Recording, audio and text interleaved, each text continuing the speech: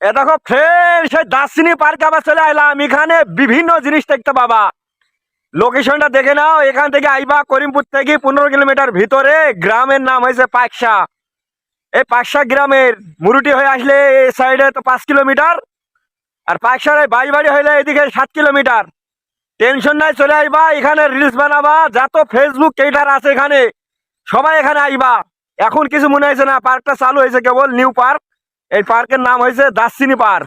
জায়গাটা দেখি যাও, লোকেশন লোকেশন দেখলি তোমাদের মাথায় কাজ করবে না। এ পার্কটা ভাই 22 বিঘির ওপরে পার্ক, বুঝলা তো। তুমি তো মেঘনা পার্কে গেছো, তেজবাতা পার্কে গেছো, বিভিন্ন পার্কে গেছো, এ পার্কে এখনো এলাকার মধ্যে কেউ আসেনি। এই ভিডিও অনেক ভাইরাল হবে, টেনশন নাই। দার্সিনি পার্কে আমাদের কাজ মাছ চলছে, আর ইনশাল্লাহ এখানে দেখতে পারো নানান জিনিস ভবিষ্যতে। দার্সিনি পার্কে চলে এসেছি, খুব মজা হবে এখানে। এখানে কমেন্টে জানাইছে ভাই এই পার্কটা কোথায়, কিন্তু পার্কটা দেখি নাও।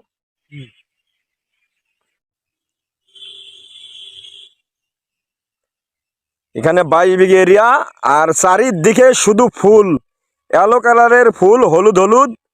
আর রাস্তার ধারে ভাই দেখো, রাস্তার সাইড দিয়ে পার্কটা মজা লাগবে দেখলে। দেখো ফোন ফোন করছে